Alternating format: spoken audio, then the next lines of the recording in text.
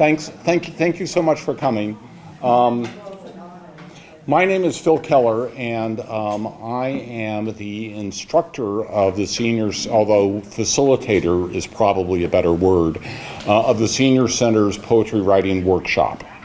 It's a great turnout today, and I'd like to thank first and foremost the members of the class for their creativity, their dedication to poetry, and most of all for keeping me honest.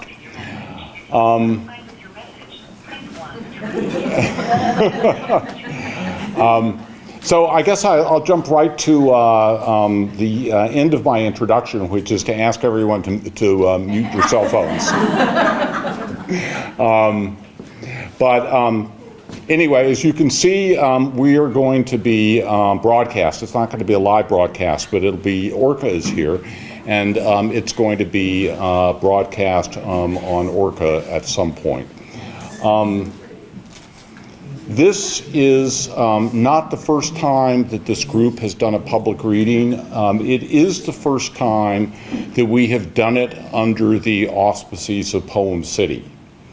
And so I would like to thank the organizers of Poem City for everything they've done to make poetry such a vital part of this community, and for ensuring that at least in Montpelier, April is not the cruelest month.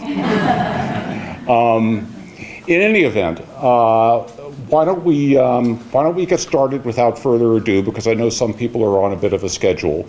And the first reader will be Corin Davis.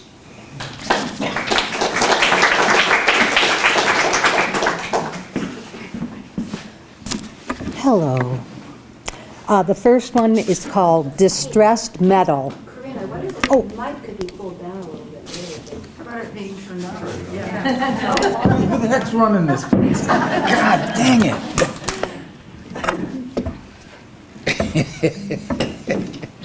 There we go. Okay, thank you. Testing. I don't know, that doesn't Closer seem... to your mouth and Can people hear me now? yeah. Okay.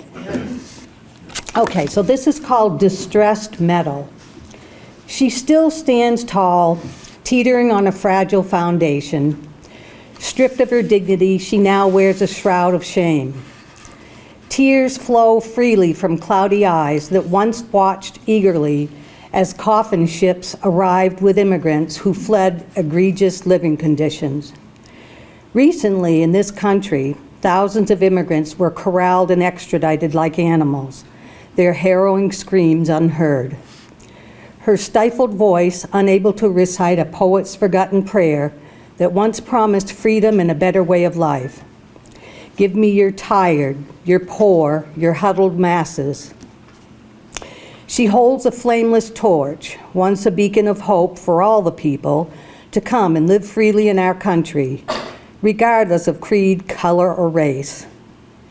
In her left arm, she cradles a tablet inscribed 250 years ago with the date of our Declaration of Independence, July 4th, 1776.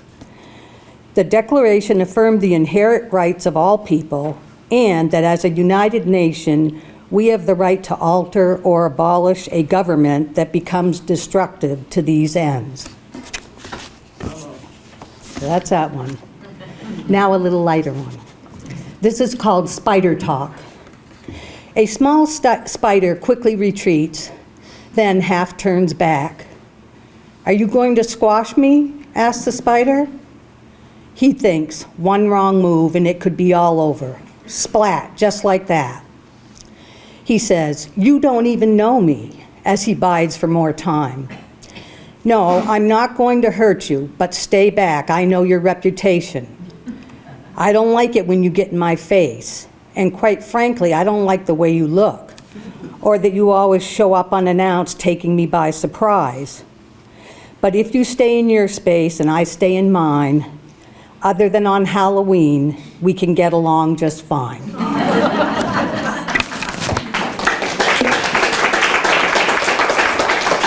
And next we have Amy Ehrlich, sorry.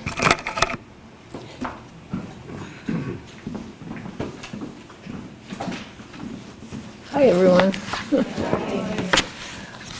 The first poem I'm going to read is called Spring by Degrees. Spring is raw, a tease, beckons with birdsong, then snows a pockmarked coverlet on snowdrops and crocus spears. The wind raves and whips at the trees, but their swollen buds strung along the branches hold tight. Dry mud, tiger-rutted on the dirt roads. It is sunny. The sound of peepers courting rises from a vernal pool. Soon the willows are red, and tiny, intricate flowers drop from the maple trees. The crocuses give way to daffodils, blowing their yellow trumpets. Green is everywhere.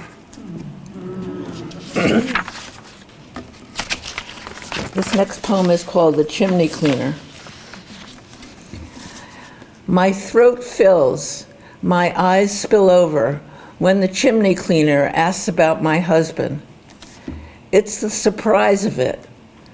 I wasn't thinking about him, but of the dim light in the basement and the rickety staircase the chimney cleaner must go down.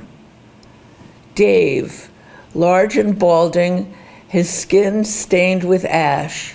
He came last fall before my husband died. I told him that. I'm sorry for your loss, he says. He misses his father and mother. They're both gone too. She used to phone him for help with the remote. Not again, he thought then, but now he'd do anything to hear her voice. And what about all I took for granted? My husband's patience. Never once did he criticize me. Never in our long marriage. Did I ever tell him that? Honestly, I can't remember. You don't need to clean the chimney, but once every other year, the chimney cleaner says in the kitchen, opening the back door, hauling out his heavy bag.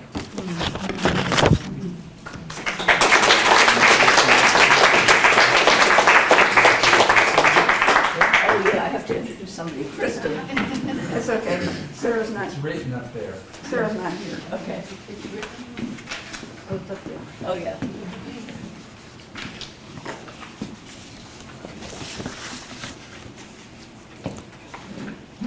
I have 4. What lies beside the bed?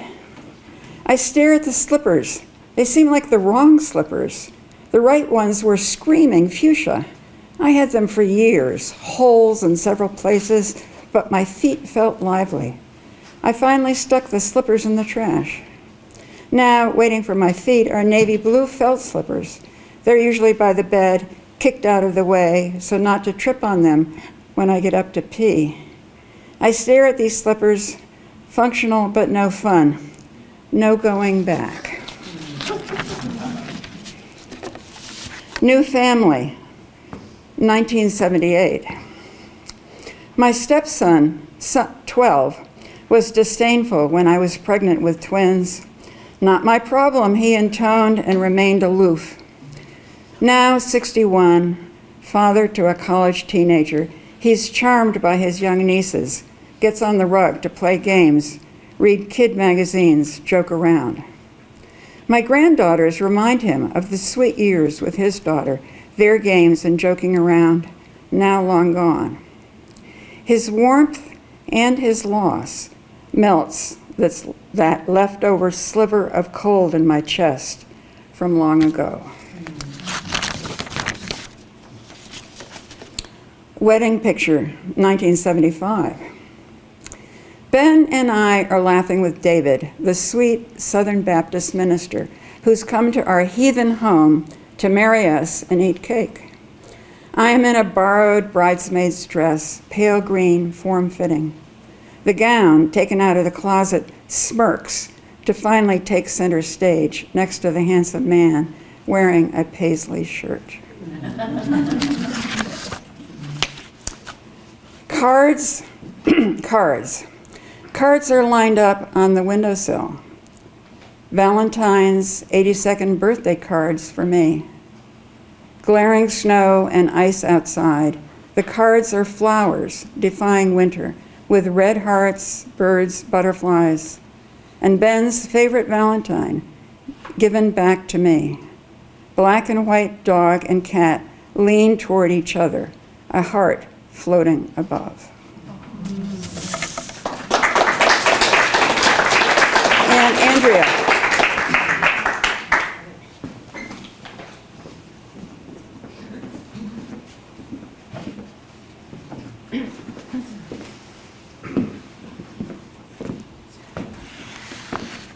Hi. Is that high enough? Can you hear me? Yeah. Okay. Yeah? Okay. The first poem I'm going to read is called With a Deft Hand. The seamstress dressed 91 brides last year. 91 gowns designed, sewn, altered, embellished, taken in, let out, zipped, unzipped, rezipped, draped, pinned, steamed, silk, satin, chiffon, tulle, lace, trains, veils, tiaras, all that poof, all those fittings, all those bosoms covered, revealed, enhanced, minimized, each dress the companion of exponential emotions or breakable promises. Always discreet, the seamstress, mouthful of straight pins, with a deft hand, bears witness.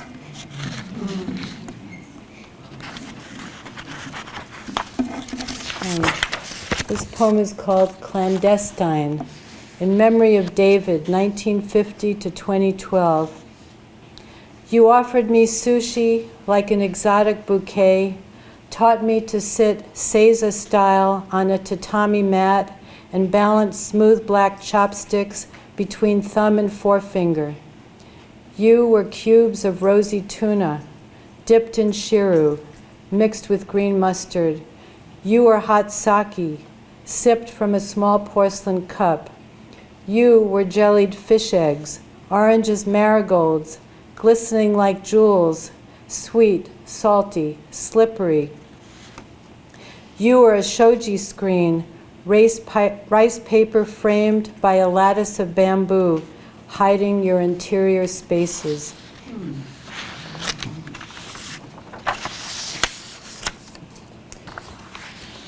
This is called Forgiveness. My grandmother sewed buttonholes by hand at the Gotham Dress Company, and pregnant on her wedding day, married the boss's nephew. 3 children later, weighed down by disappointment and drudgery, she exiled my grandfather to the spare bedroom. Always a gentleman, he never complained, even when diabetes took his leg, even when he left a $1,000 bill in his coat pocket at the office and it disappeared.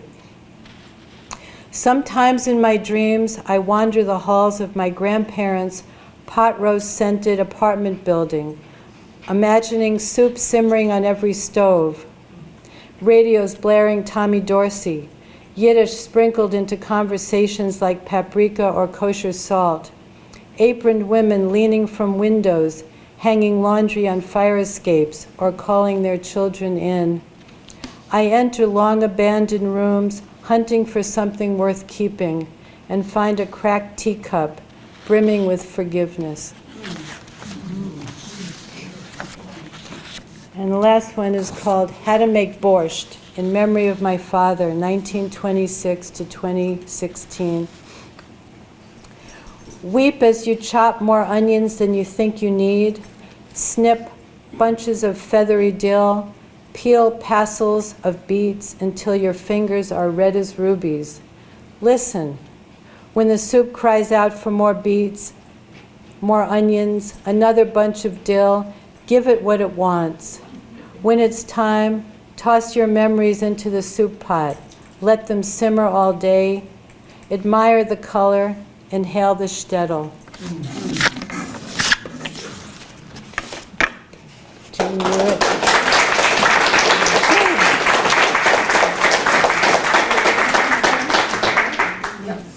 Is it my turn? Yeah.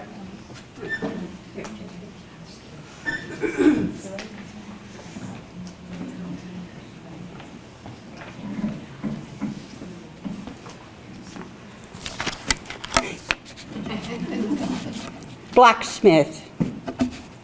He stitches all that's broke, farmers bring to him. Past the old men idle under willow's shade. Wagon hitches, mower blades, plow parts, whatever comes in his windowless shed, where he stands on dirt that pitches and rolls. Some say he was born to fire and iron. Though once I saw him go underwater, sandbags on both shoulders, in froth and current, to save Harold Sam's house. Along that river, going over its banks, as shore watchers cheered, clapped each time he surfaced.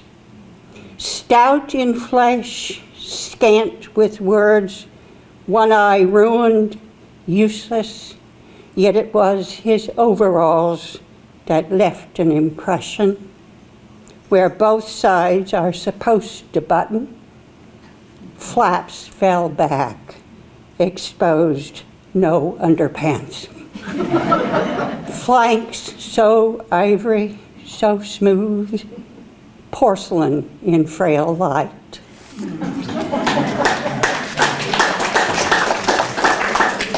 This is something, being up here with Colorado, 1965.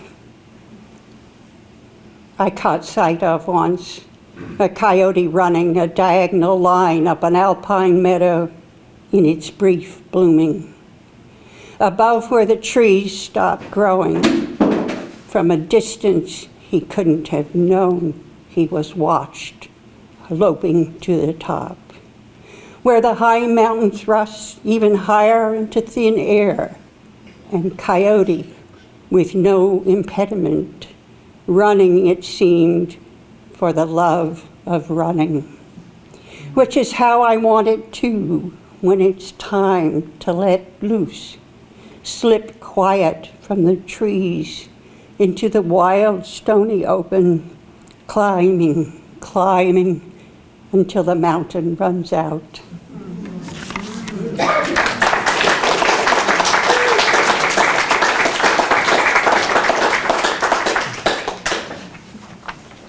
I just want to mention that I think we, going in alphabetical order, I think we missed Amy Handy. So, Amy? Thank you. Oh, okay. Gee, I forgot I hardly know how to walk. Wait a minute. Okay, look, I found a cane. All right. Okay.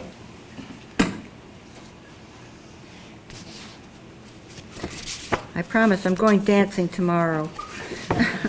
Okay, I only brought one poem, and this is the one. Oh, thanks. Yeah, I'm sure. Okay. My father steps out. My father steps out into inky darkness, lit alternately with white. Thunder cracks the black sky, cracks, lights, and obscures bare branches and the line of the familiar mountain. He, in underpants, bare feet, a pajama shirt. No doormat alarm tonight. It's easy and he's free. He follows the driveway gravel, a dark river against the snow, a familiar crunch, looks up at pinprick stars like scattered sand. He's fond of sand and of the ample sky quilt. He feels buoyant, as though sailing without a boat through an endless sea. The moon, orange and almost full, slips from behind dusky clouds, is gone, and then on again, leading the way.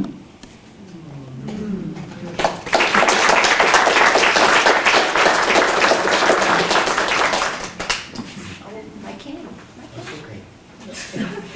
Somebody else might want to. Oh, do you want? Sarah, do you want to come over, Sarah? Sure. Thank you.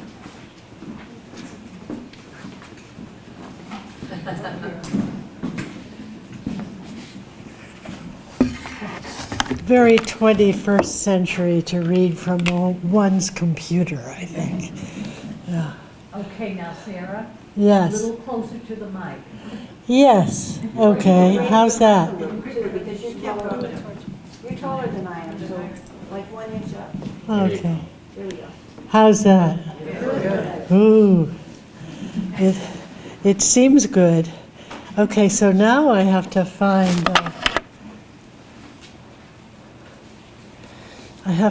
the right poem. And I think maybe getting my glasses might be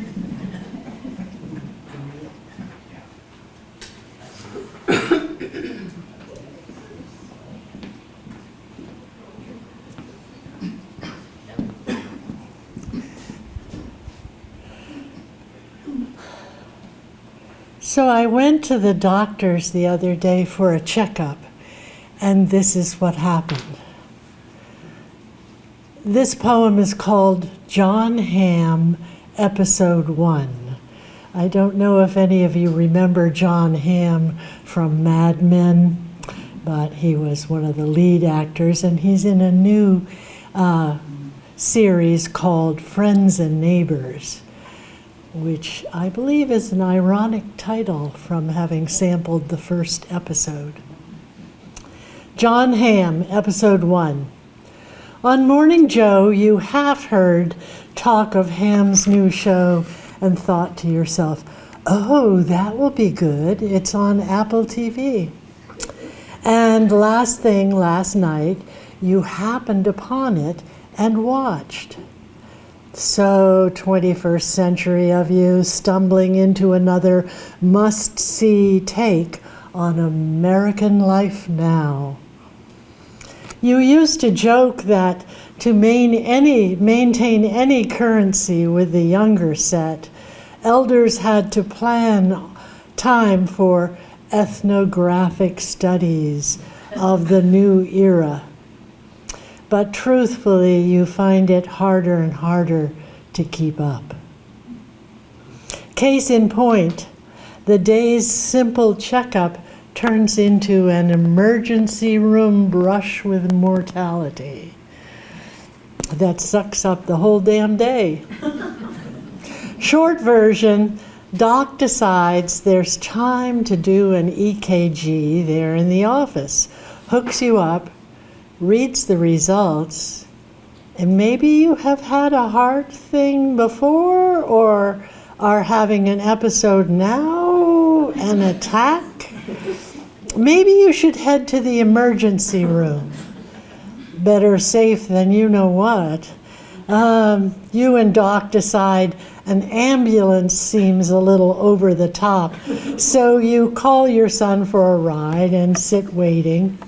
He arrives, drives you to the hospital, lots more waiting, another EKG, then chatting with son, eating sandwiches your daughter-in-law brings, long wait before benign results. Ho-hum, but time for lots of thoughts. Among them, will you ever be good at knowing what your body is feeling?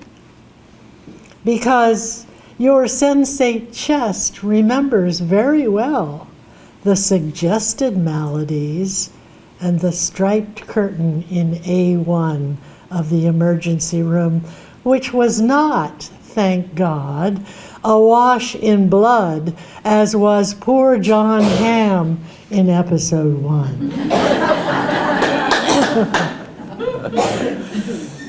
Well, I'd like to read you another poem. This one is called,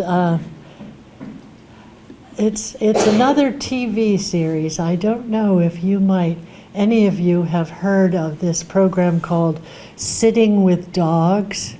There's this guy in California, Rocky Kanaka, who goes to animal shelters and cruises in front of the cages and looks for a dog that's unhappy and that needs attention. So he goes and sits with it. And I like watching these shows because he and his treats and his way with dogs, he gets them socialized and much more adoptable than they were when he first cruised past them in their cages. This is called I Watch and Worry.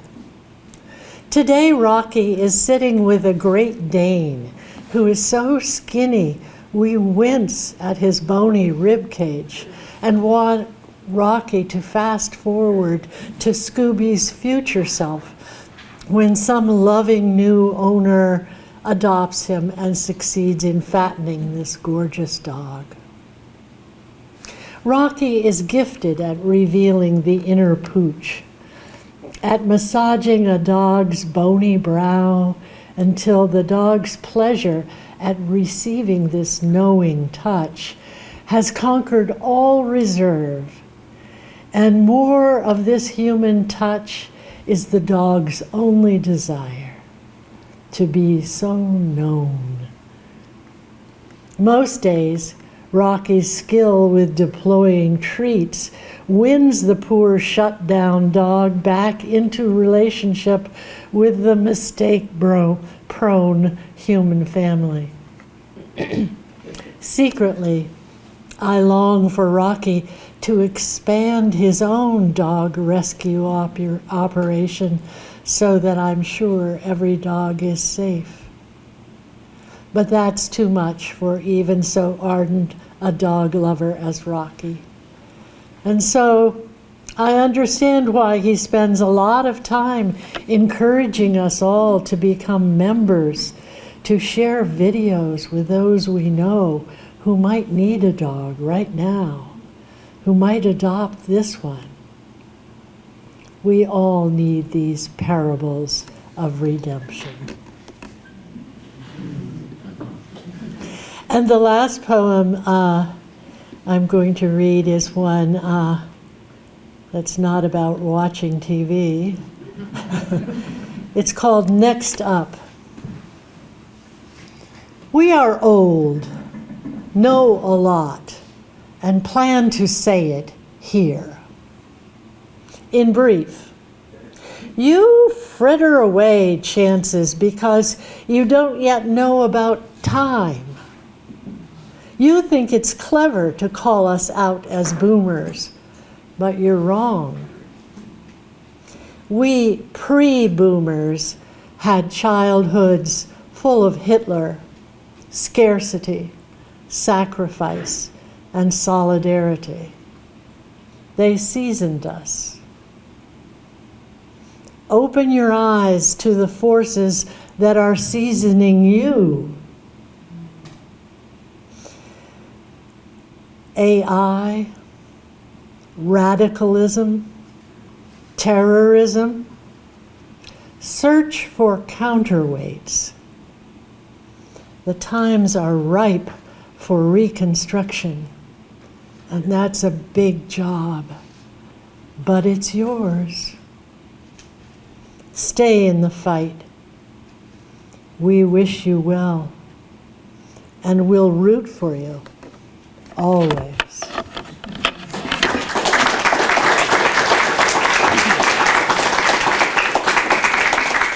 I think I'm supposed to introduce Kristen, is that right? Or have you already read? You came and went. Okay, it's Phil. And it was good. So Andrea, is Andrea next? You came and went also? I missed a lot. Okay, well, a mystery person maybe. Oh, it's Phil, our fearless Phil, our leader.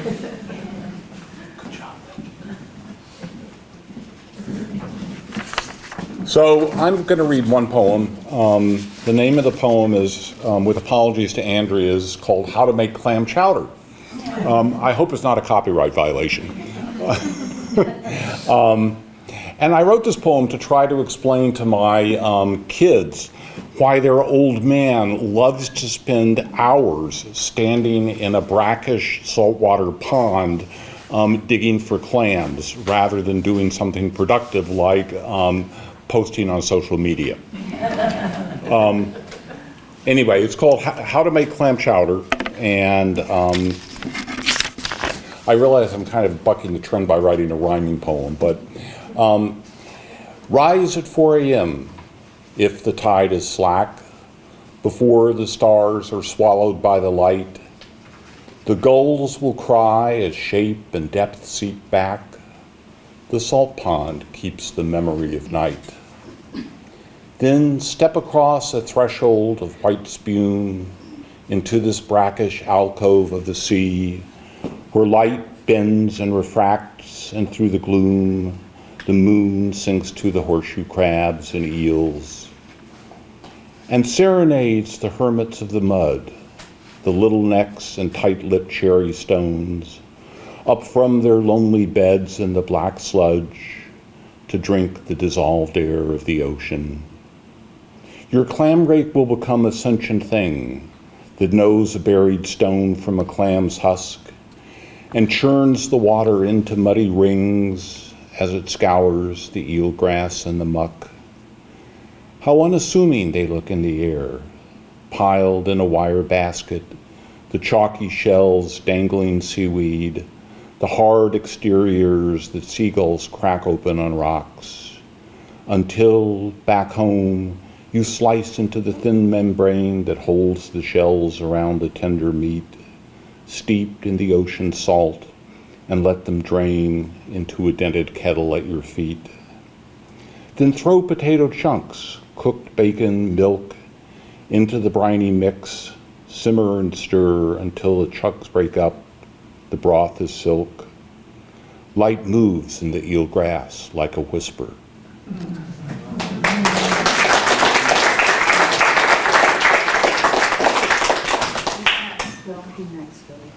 Oh, I'm sorry. So the next is Jeffrey Lindholm.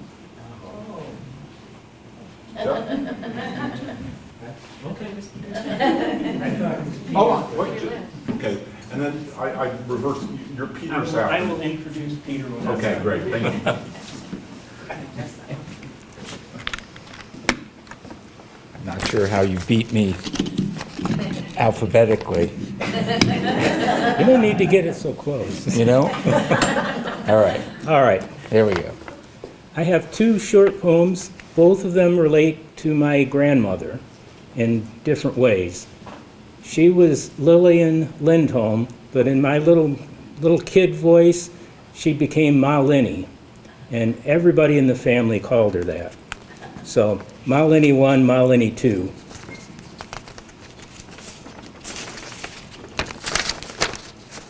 It's a weighty tome, a little over 5 pounds, foot high, several inches thick, and every single word that Jesus ever said is printed in bright red. It's a gift for Christmas, the day the Christ child was born, from my grandmother, just months before she passed to her reward. Today, I don't believe a word of it.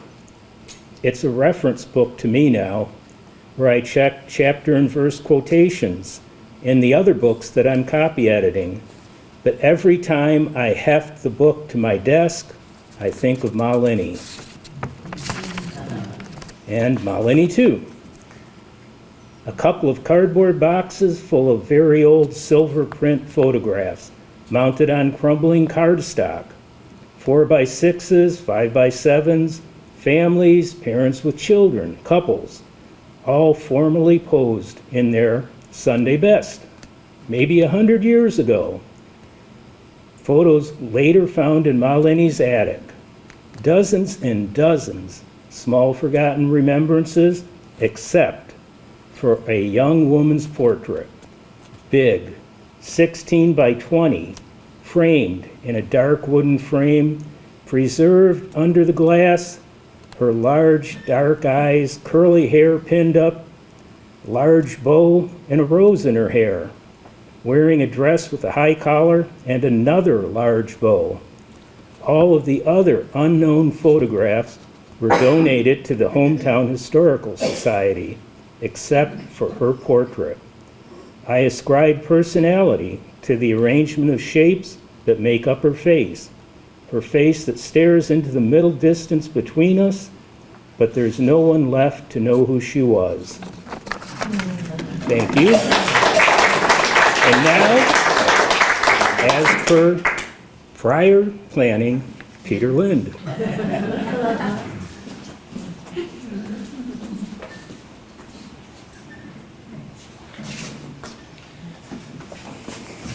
Well, I kind of feel special because Orca is here now, and I was at the Bob Dylan competition last night performing a Bob Dylan tune with a band, and Orca was there as well. So I feel pretty great that I can follow Orca around.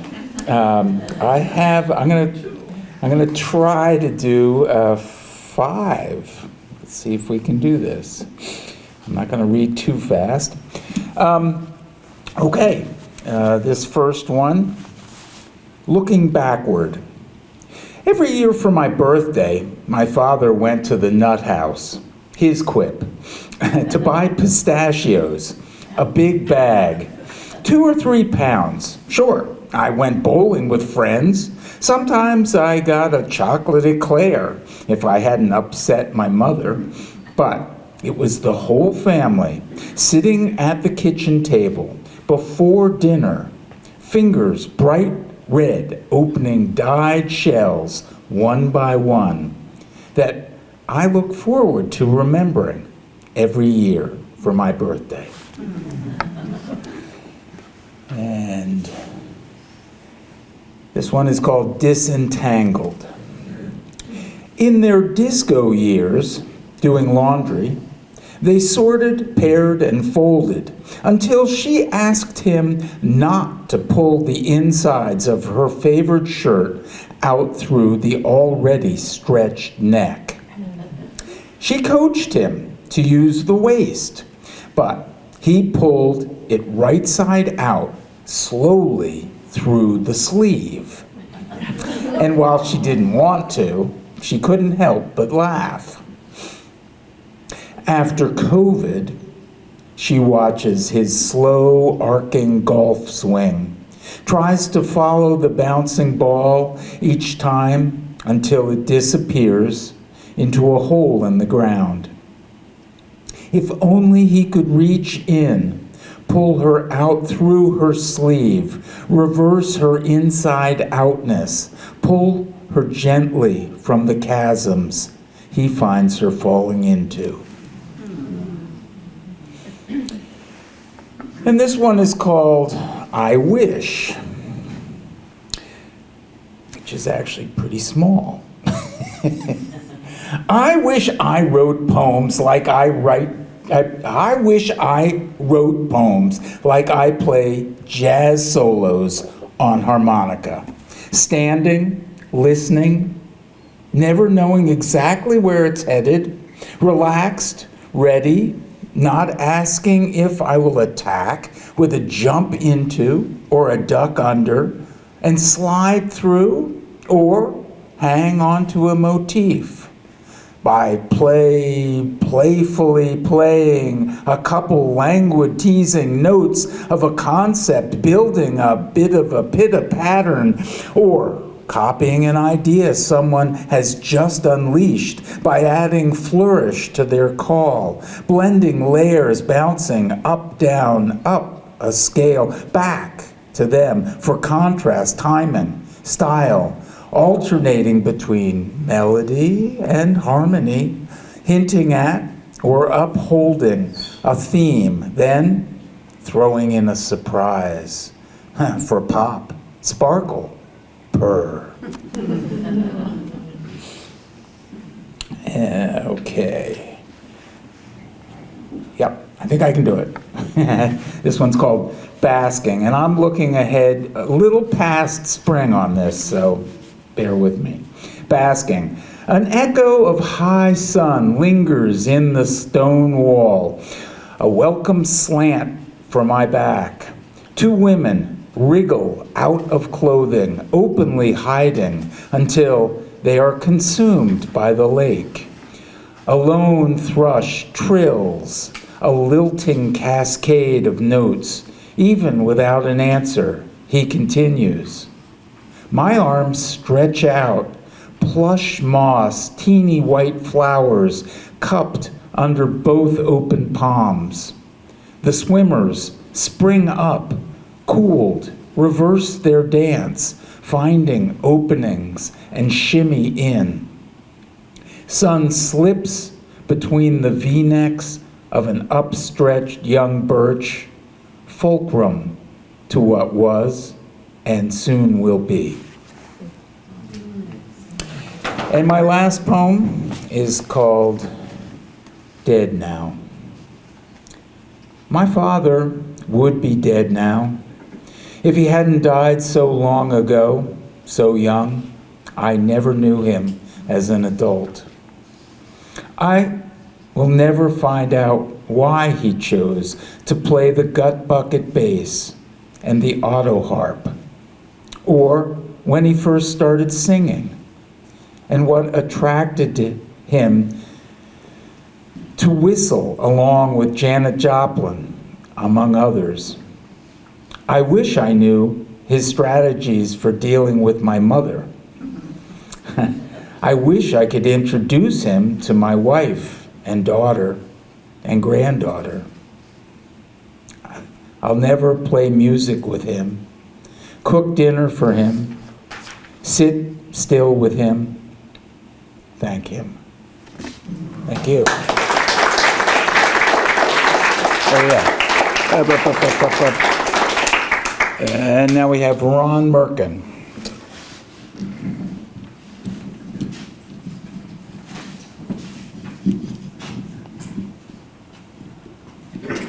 I don't think I need that. Okay. Thank you.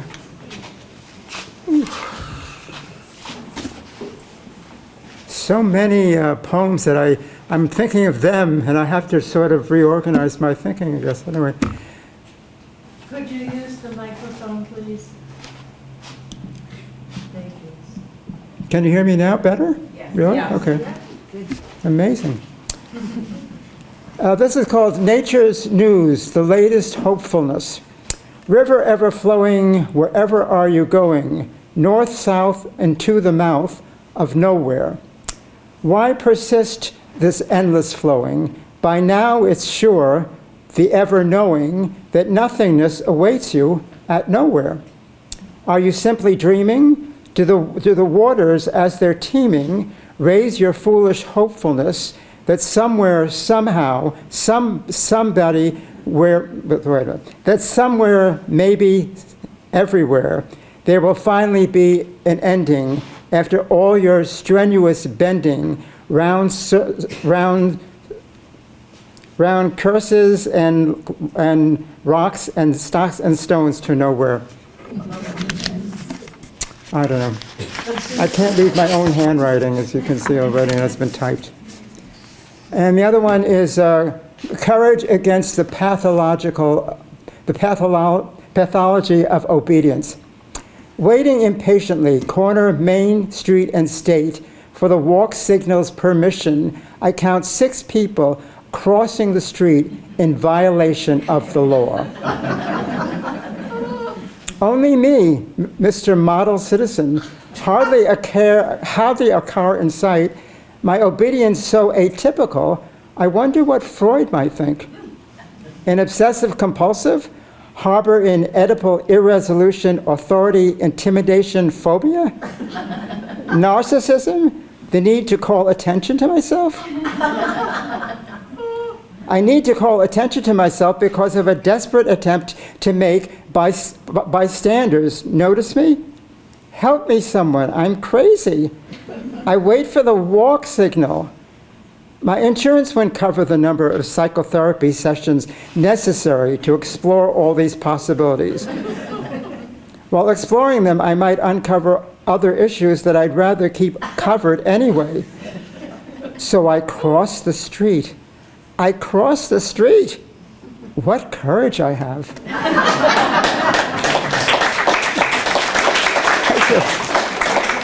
Kathleen O'Connor. We're waiting for you.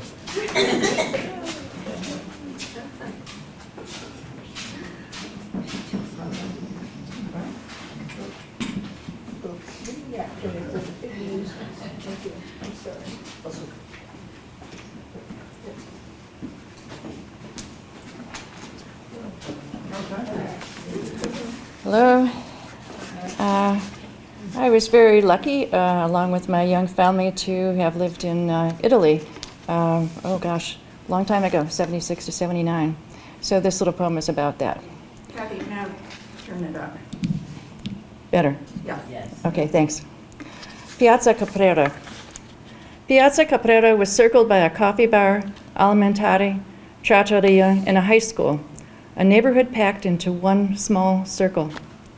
Weekdays, it hummed with pedestrians, commuters, students, cars, and motorbikes. Weekends, its life assumed a slower pace. We arrived in Rome during Ferragosto, when it was almost a ghost town. Stores closed, shuttered, whole streets and highways empty of cars, and hardly a person to be seen. But there were cats. There were always cats. Come September, the circle took on its more usual pace and noisily came to life again. Daily life at the Piazza Bar included the same group of older males, shouting and using outsized gestures. What we first took to be unfriendly arguments, we eventually came to realize were friendly displays of brotherliness and camaraderie. The bar was our place for espressos and gelatos, the alimentare for delicious fresh foods, and always a kind word. The restaurant for an occasional evening outdoor meal, accompanied with a nod and a friendly word with the patrons. We became lifelong friends with our Italian neighbors in the apartment downstairs from us. The piazza and its people, and even its cats, was a place we grew to love over those 3 beautiful years we lived nearby. It was our home away from home.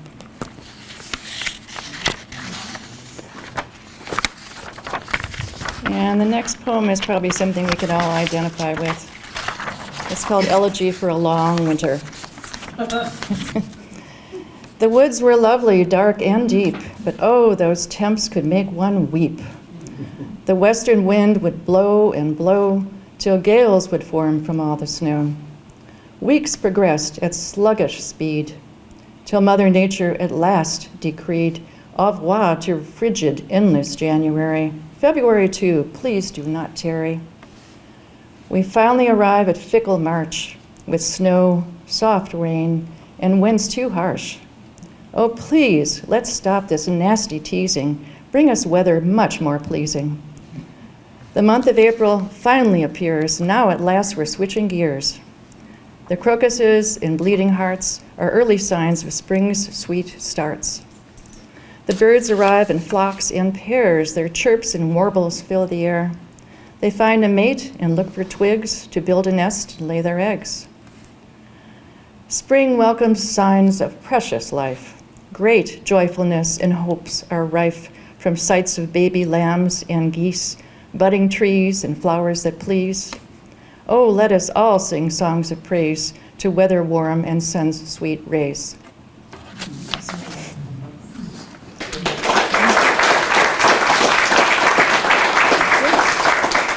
And now for Liz Sojourner.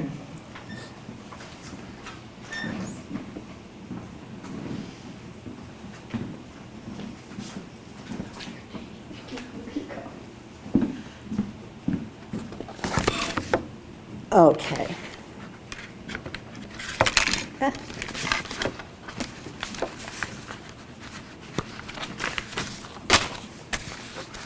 Always there. You say, I love a mountain view.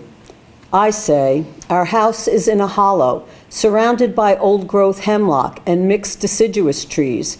You say, just wait.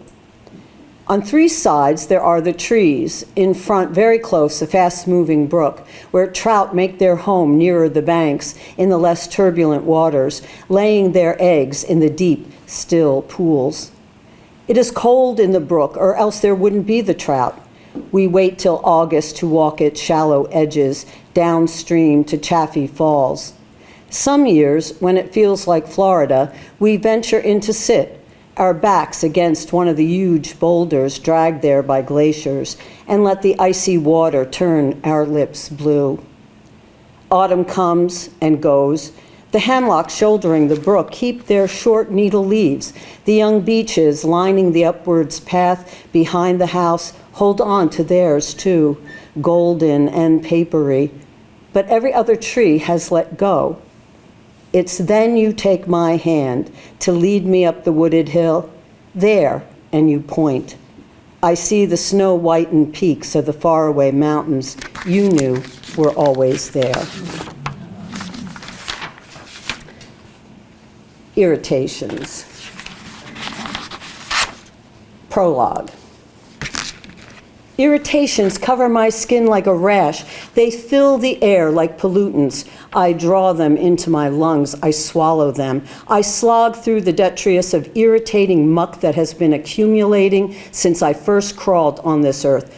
Probably they surrounded me in the womb. It nettles that once again the dirty dishes in the sink have not been arranged as I like, though I have asked nicely more than once.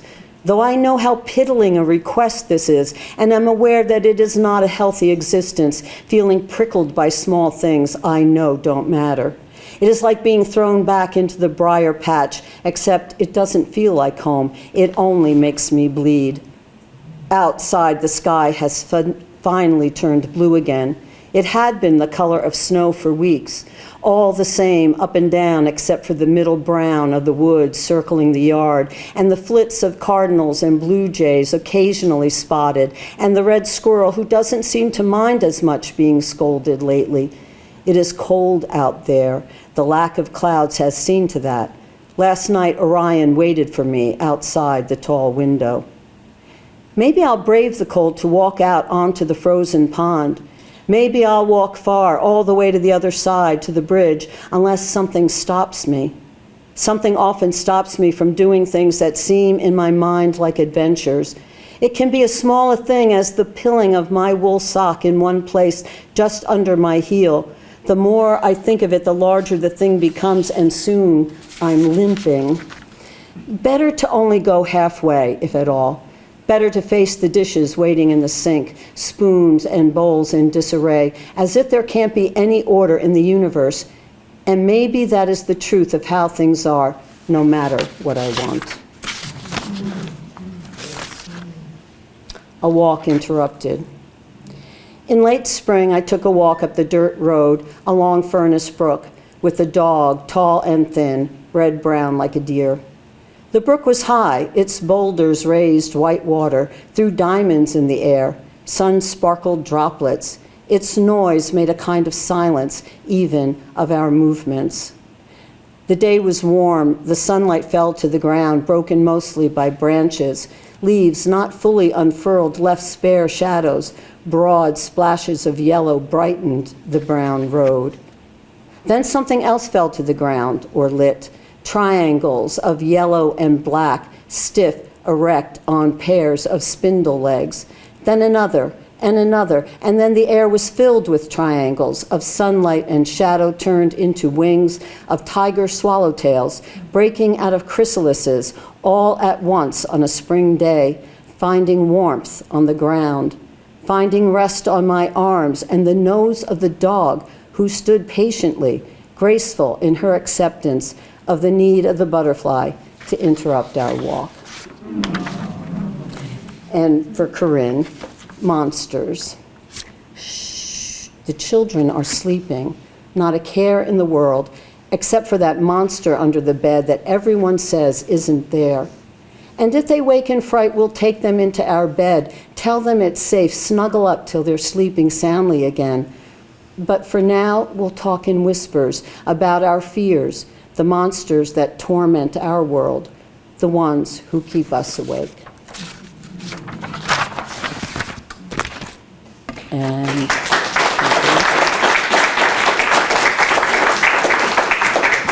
Gail? No? Okay. And Georgia?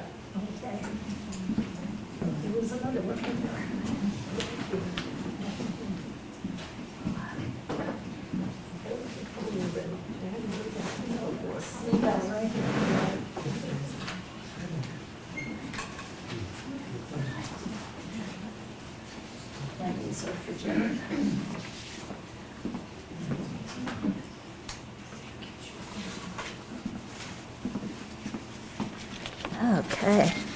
This is a poem that I wrote in 2018, I think, before we moved to our present house.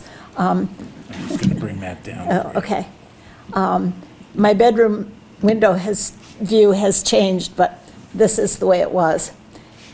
This is called the Old Jack Pine. I don't know if you know that there really is something called a Jack Pine.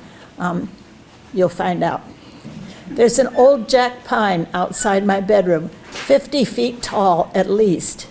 I watch it every morning while I sip my early coffee. Its bare arthritic limbs are bent at awkward angles with tufts of bristly needles only at the ends. A few gnawed cones are scattered underneath. It barely moves, even against the fiercest winds, but lets the morning fog drift softly through it. Its trunk is ramrod straight, reaching for the sky, though it leans just a little toward the east, where the warming sunlight first appears over the granite hills. The crows sit in it like musical notes on a staff and croak their morning news. These chattering territorial blackbirds allow no others near this classroom for their broods.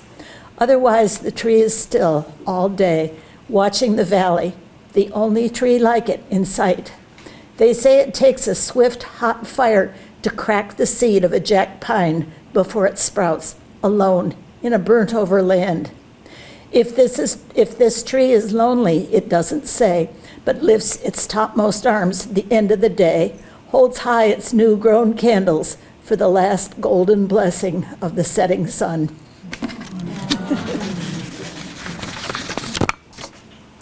The prompt for this one was, I think, an elegy, and I thought this, so that's when I wrote this one. One summer in Maine, and many more. Thinking about what I cherish most and would deeply grieve to lose, I walked by my bedroom bookcase and saw the photo book I had created 24 years ago and labeled along the spine, One Summer in Maine. Our daughter and her husband and our son and his wife had already shared these summer weeks with us for several happy years. But this year, there were 3 little boys. One was 4, and 2 were 2. Such joy and delight as they played together with toy trucks and beach pails and lobster shells. We toasted marshmallows for s'mores. The following summer, another summer in Maine, there were 2 new little cousins, a boy and a girl. Their turn to learn and share the summer joys with their elders and each other, as we all still do with now a grandson's wife.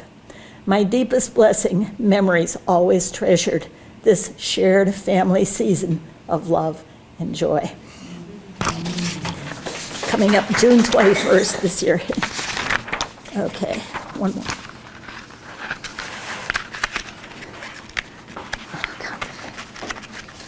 My fingers won't separate papers. I've moved away from the jack pine. This is my new morning view. In this is called the gift of life. In this beautiful place that I love so much, every day, the light of our sun as we pass under it, the warmth, the color, the beauty it creates and reveals, the energy that makes all the rest possible. Earth, air, fire, and water, this gift of life, ingenious, miraculous, unique on this planet. Each part with its essential needs and its generous gifts, exchanging, sharing, working together to make the whole of life possible. Help us all to respect, to cherish, to share responsibly among ourselves, to support this gift for all our generations yet to come. And next is Joanne Weiss.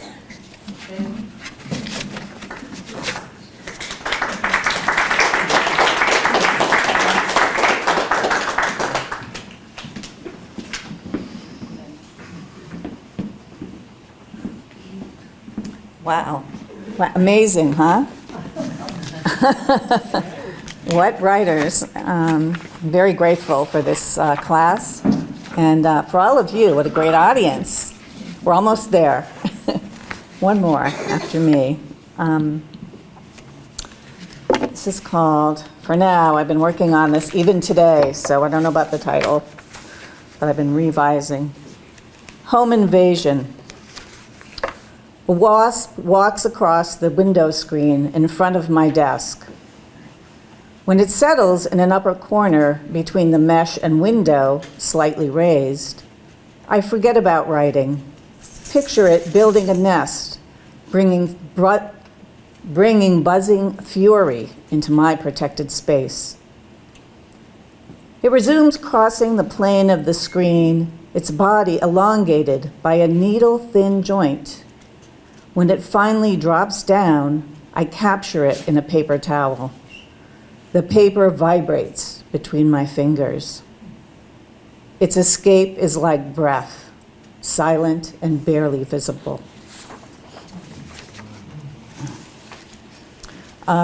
This one is in response to a prompt that was, I think, a gift from someone you care about. And this is many Christmases ago. I didn't think it was that long ago. I received a raku piece of pottery from by a potter named Elizabeth Roman, who had a studio in Barrie. Raku vase. Fired in sawdust, it continues to smolder 9 years after the death of the potter. Clouds of black, white, and ochre storm across its glazed surface, scattering darkness in light, trailing light in darkness beneath a muted sunset. Okay. This is a spring poem, Yard Notes, recent one. A pair of house finches stand in the bird bath, sipping from water that rings an island of snow and ice. Several robins scuttle across thick snow to jab at shriveled fruit of the crabapple tree, dropped to the ground by others at work, ripping the stems from wet branches. 3 nights ago, my headlamp's beam started long earthworms stretching to re-enter soil softened by spring sunshine. Okay, I think I have time for this. So this is a response to a poem written by Mary Oliver, and I'll read just the stanza I was responding to and then the poem. So this is Mary Oliver. We wait, not knowing just where it will happen. Suddenly, they smash through the surface. Someone begins shouting for joy, and you realize it is yourself as they surge upward. And you see for the first time how huge they are as they breach and dive and breach again through the shining blue flowers of the split water. I should have said the title of the poem, which is Humpbacks. Maybe that's clear. And my poem in response is Ingratitude. How the poet is freed from her finite self as ancient creatures crash from the depth of their own kingdom into the air she breathes. How her words transform us, spray our senses with cold brine, lift us up, transport us to lean over the bow of a vessel on Cape Cod. Off Cape Cod. Sorry, I had changed the ending and that wasn't it. So, transport us to lean over the bow of a vessel off Cape Cod. Thank you.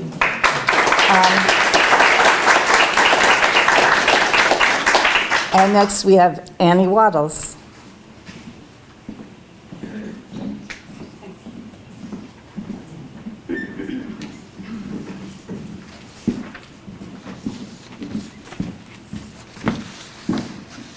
Hi, everyone. It's so nice to see you all. Am I, yeah? Okay, better? Okay. My first lover was a pine tree, one of those big trees with limbs like stair steps creating an easy route right to the sky. End of day, getting off the school bus, I made a beeline to my tree. One big jump up, first branch, wide as a couch, me sitting, finishing my lunch sandwich. One easy step and another and another and another until I can pop out at the top, enlightened again by the sky. Waiting to hear my father's Studebaker coming up the driveway, me excited to see his face, sharing the secret of being so high up in the tree. One day, my mother found out. She said what they all say. Do you want to give me a heart attack? So I started lying a little. I said I was over at the neighbor's. The lying worked.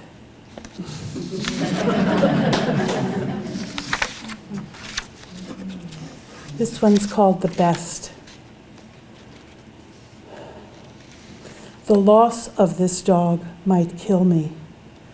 Like right now, how she sits at the back of her sofa, sort of sliding down behind me. Her warmth endless, her love is always. She is the first to find her way out in the morning, to sit in the freezing day, ears flying, face to the sky, as she runs, finding a game that she can play by herself. There are two other wonderful dogs. They insist on being as loved. I love them for that. Oh, how lucky all of us in this house, lucky in love.